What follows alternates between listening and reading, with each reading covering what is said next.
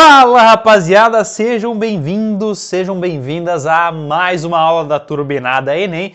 Essa é a nossa última aula, chegou a hora de dar as últimas dicas para fazer o Enem, beleza? Eu vou resolver aqui com vocês duas questões do Enem e eu vou resolver como se eu estivesse na prova fazendo as questões. Aí vocês vão ter uma noção de quais são os caminhos que eu uso para encurtar a resolução, quais são as estratégias que eu uso para não me perder na resolução. Isso tudo vai ser muito útil para vocês fazerem a prova agora no domingo, tá? Não esquece de deixar aqui o gostei no vídeo. Se você ainda não me conhece, eu sou o professor Caio. Se inscreva no meu canal aqui, que rola vídeo toda semana para você melhorar seu desempenho em matemática, seja qual for o seu objetivo Enem Vestibulares. A gente está aqui junto pela matemática, beleza? Então vamos lá, galera. Vamos começar aqui a nossa última aula da Turbinada Enem. E basicamente, como eu falei, a gente vai fazer duas questões. A primeira é do Enem 2019, tá? PPL, segunda aplicação, questão 136 do caderno cinza. Se você quer tirar o máximo possível dessa aula, agora você pausa o vídeo e tenta resolver essa questão. E depois você acompanha a resolução aqui comigo, beleza? Vamos lá. O boliche é um esporte cujo objetivo é derrubar com uma bola uma série de pinos alinhados em uma pista. Ah, vá, né? Ninguém sabia disso. Beleza. A professora de matemática organizou um jogo de boliche em que os pinos são garrafas que possuem rótulos com números, conforme mostra o esquema. Então, tá lá os pinos de boliche, cada pino tem um número escrito, né? Você percebe que esses números estão escritos de diversas formas ali. O aluno marca pontos de acordo com a soma das quantidades expressas nos rótulos das garrafas que são derrubadas. Se dois ou mais rótulos representam a mesma quantidade, apenas um deles entra na contagem dos pontos. Um aluno marcou 7,55 pontos em uma jogada. Uma das garrafas que ele derrubou tinha o rótulo 6,8. A quantidade máxima de garrafas que ele derrubou para obter essa pontuação é igual a... Então aqui entra uma habilidade incrivelmente importante para o Enem, que é a interpretação de questões, beleza? Olha só, ele está me contando uma historinha aqui, certo? Ele está me dizendo que quando eu derrubo um certo número de pinos, eu vou pegar o rótulo desses pinos e vou somar para chegar na minha pontuação. Só que eu não vou somar os rótulos que contiverem o mesmo número, certo? Então, se eu já derrubei o 6,8, isso é uma informação que ele me dá, tá? Eu já derrubei o 6,8 e ele me disse que a pontuação desse aluno ficou em 7,55, certo? Então, eu posso subtrair o 6,8 aqui para ter uma informação de quais são os outros pinos que ele derrubou, além do 6,8, né? Concorda comigo que se ele pontuou 7,55, significa que ele derrubou o 6,8 e mais alguma coisa, certo? Então tá, como que a gente faz essa subtração? Subtração com números decimais, né? Com números decimais a gente vai fazer da seguinte forma, a gente escreve o primeiro e depois escreve o segundo embaixo, né? Sendo que a vírgula ela tem que ficar uma em cima da outra aqui, tá? 6,8. Posso completar com um zero aqui, para que fique com o mesmo número de casinhas do número de cima. Agora eu posso fazer a subtração. 5 menos 0, 5. 5 menos 8 vai ficar 15 menos 8, que dá 7. E aqui vai ficar 6 menos 6, que dá 0. Coloco a vírgula. 0,75. Então, olha só, vamos pensar o que pode ter acontecido aqui nesse caso. Ele pode ter derrubado o pino 6,8, né? Como a gente sabe que ele derrubou, isso é certo. Mas, por exemplo, aqui o pino 0,75. Certo? Qual que ficaria a pontuação dele ali? 0,75 mais 6,8, que dá exatamente o 7,55. Então pode ser que ele tenha derrubado o 6,8 e o 0,75. Maravilha. Só que agora entra uma parte importantíssima da questão. Ele me falou, ele foi bem claro, que se dois ou mais rótulos representam a mesma quantidade, apenas um deles entra na contagem dos pontos. Então eu preciso saber se dentro dos pinos que existem aqui, mais algum equivale a 0,75. E como a gente vai perceber, tem alguns que equivalem, olha só. Vamos analisar um por um. Começando aqui pelo 9/12, tá? 9/12. Isso daqui é uma fração que pode ser simplificada, né? Posso simplificar por 3 em cima e embaixo. Vou ficar com 3/4. Isso é uma fração. 3/4 em decimal é exatamente 0,75. Como que eu sei disso? Ora, é só pegar o 3 e dividir por 4, certo? Adiciono um 0 aqui e um 0, aqui. Vai dar 7 aqui. 7 vezes 4, 28. Sobra 2. Vou colocar mais um 0. E aqui vem 5. Pronto. 3/4 é 0,75. Então, eu sei que ele pode ter derrubado junto esse 9/12 aqui, que a pontuação dele continuaria sendo 7,55, porque o 0,75 contaria apenas uma vez. 34% é a mesma coisa que 34 dividido por 100. Em decimal, isso aqui fica 0,34, então não tem nada a ver com 0,75, não quer dizer que ele derrubou esse aqui, então. O 0,75, beleza, e o 3/4, hein? O 3/4 a gente já viu que equivale a 0,75, então vou marcar ele aqui. E os 6/8, vamos pensar. 6/8. Se eu simplifico por 2, eu vou chegar em 3/4, que também é igual a 0,75. Então, pode ser que ele tenha derrubado esse aqui também. 75%. 75% é 75 dividido por 100, que em decimal vai ficar 0,75. Portanto, ele pode ter derrubado esse pino aqui também. 3,4, isso não tem nada a ver, né, com 0,75. 3,4 é um número muito maior do que 3,75. 4/3. 4/3 é uma fração. Se eu quero saber quanto que vale 4/3 em decimal, eu divido 4 por 3. Vai dar 1, aqui fica 3, sobra 1, vem uma vírgula aqui e um 0 aqui, aí vem um 3 aqui, e daí vem um 9 aqui, e daí por aí vai, né? Então dá 1,3 mais ou menos o 4/3. Não quer dizer, então, 0,75, nada a ver. E esse 4,3 também não tem nada a ver. Então, olha só, qual que é o maior número de pinos possível que ele derrubou? O 6,8, lógico, né? O 9/12, o 0,75, o 3/4, o 6/8 e o 75%. Então, no máximo, ele derrubou 6 pinos. No máximo, ele derrubou 6 pinos. Uma dica aqui que eu vou dar para vocês, pessoal, que vocês precisam aplicar no Enem, é, antes de marcar a certa, deem uma última lida nessa frase final, né? O comando do exercício. A quantidade máxima de garrafas que ele derrubou para obter essa pontuação é igual a... Então perceba que ele está querendo saber a quantidade máxima de garrafas, né? A quantidade máxima de garrafas significa assim, ó. Ah, pode ser que ele tenha derrubado, por exemplo, só esse pino, mais esse pino, já daria o 7,55.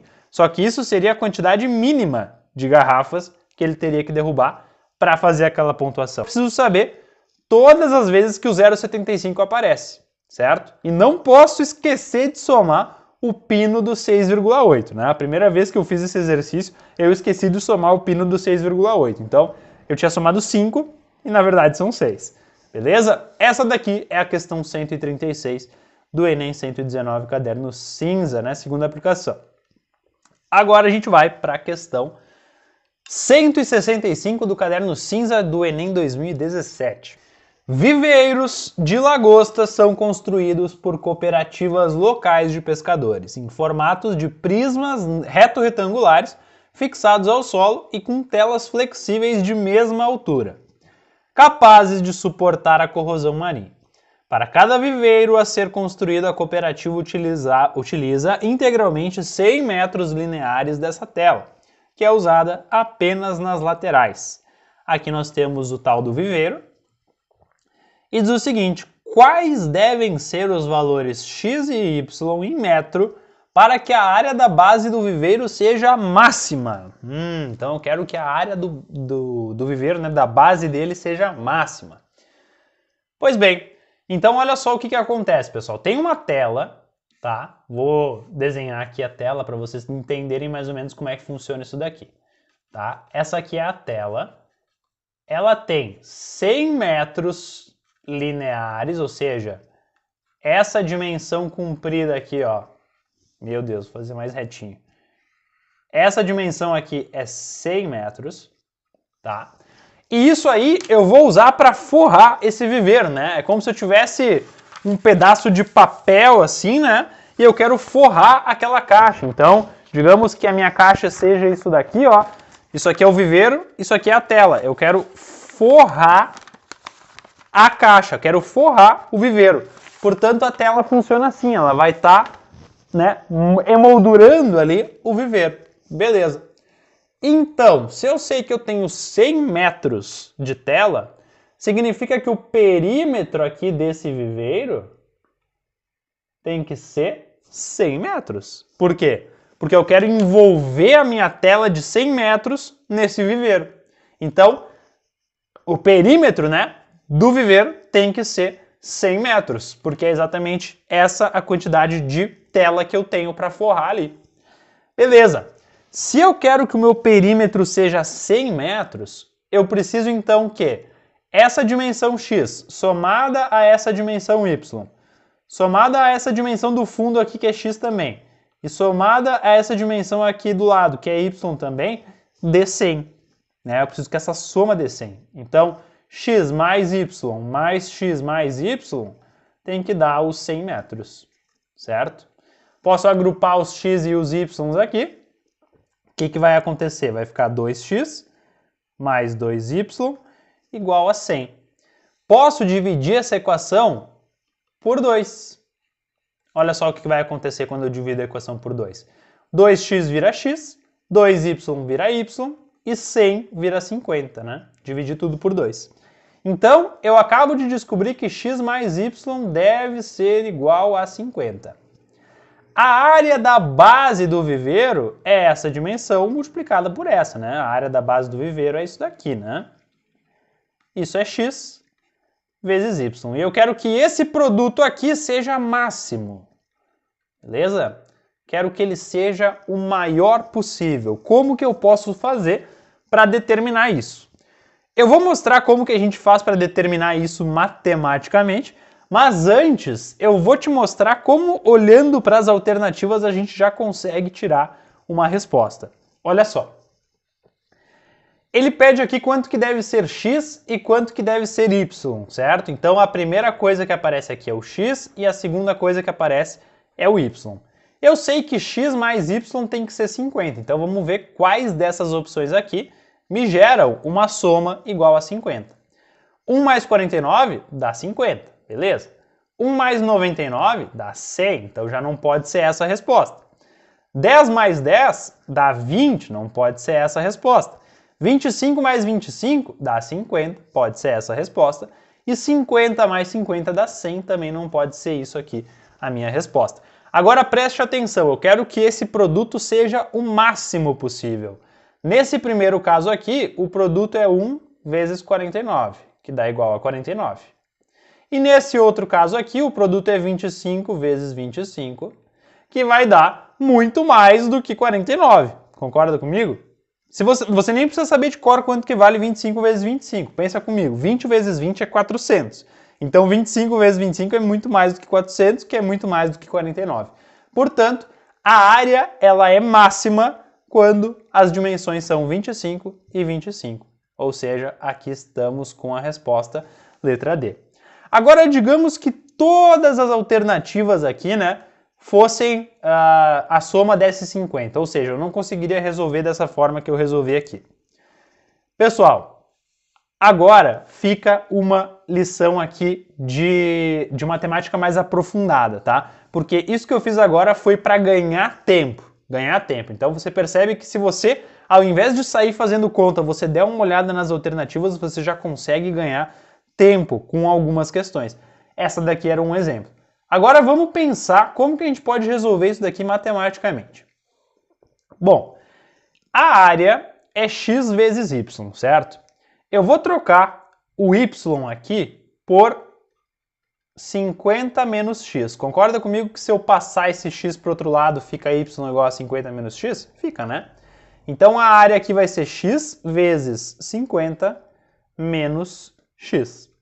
Se eu aplico aqui a distributiva, vai dar 50x menos x ao quadrado. 50x menos x ao quadrado, o que é isso daqui? Isso é uma função do segundo grau, uma parábola, certo? Então, isso dali tem um gráfico, certo? 50x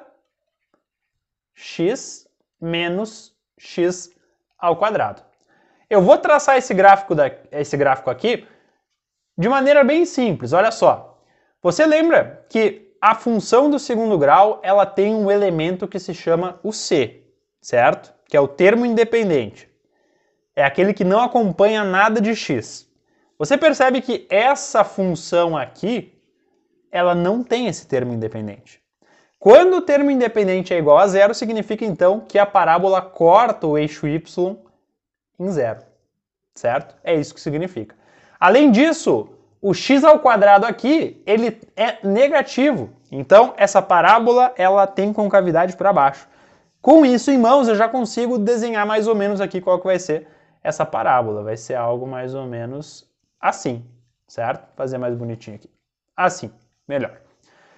Beleza, então eu acabo de descobrir que essa parábola, ela tem essa cara aqui, certo? Aqui eu sei que é o zero, e aqui eu consigo descobrir quanto que vale. Porque eu sei que aqui y é igual a zero, certo? Percebe que aqui eu estou cortando o x, então y é igual a zero. Então quanto que vale o x aqui? Basta eu trocar o y por zero. Vai dar 50x menos x ao quadrado. Posso dividir tudo por x, que vai ficar 0 igual a 50 menos x, né? Dividir tudo por x. Então, x é igual a 50. Nesse ponto aqui, o x é igual a 50. Percebe que aqui no meu y eu estou com o produto entre as duas dimensões da base do viver. Tá difícil de entender isso, né? Mas na verdade é isso que o y significa. O y nada mais é do que esse a aqui, que é x vezes y. Só que daí eu troquei esse cara aqui, né? Esse y aqui não é o mesmo y que esse daqui, tá? Aqui vamos chamar de a, que é a área do viveiro, né? Da base do viveiro. Então vamos, só para não confundir, vamos trocar aqui por a. Beleza. Eu descobri que essa área é 50x menos x ao quadrado. E eu descobri que isso se comporta de forma parabólica. Olha só que complicado quando a gente não olha para as alternativas. E eu descobri que esse formato de função tem um ponto máximo, certo? Que é aqui. Isso aqui o que é? É a área máxima do viveiro. Beleza? E eu sei que a área máxima do viveiro, ela corresponde ao x que está aqui. Quem que é o x que está ali? Esse x ele está bem entre o 0 e o 50, então ele está bem na metade. Esse x vale 25. Então eu acabo de descobrir que para que a área seja máxima, o x tem que ser 25. Se o x tem que ser 25, então eu coloco 25 aqui. 25 mais y é igual a 50. Então quanto que tem que ser o y? 50 também. O y, aliás, 25 também. Então o y também tem que ser 25. X é 25, y é 25, a área é máxima. Resposta, então, na letra D. Deixa para mim aí, pessoal, um comentário, o que vocês acharam dessas duas questões aqui. Elas não são questões simples, tá? A ideia aqui era revisar questões mais complicadinhas do Enem, dando dicas de como eu faço para resolver as questões do Enem. Uma dica legal também é que vocês vão demarcando as informações numéricas enquanto vocês vão lendo as questões. Então aqui, por exemplo, ó, 100 metros lineares, e daí você vai anotando isso num cantinho, você consegue enxergar melhor as informações que realmente importam para o exercício. Não se esqueça de deixar o gostei nesse vídeo, se inscrever aqui no canal caso ainda não seja inscrito. E é isso, pessoal. A gente está a pouquíssimos dias do Enem agora. Te desejo uma excelente prova. Mentalize boas energias, acredite naquele estudo que você fez ao longo de todo o ano passado, ao longo do início desse ano, que vai dar tudo certo, beleza? Um abraço e até a próxima.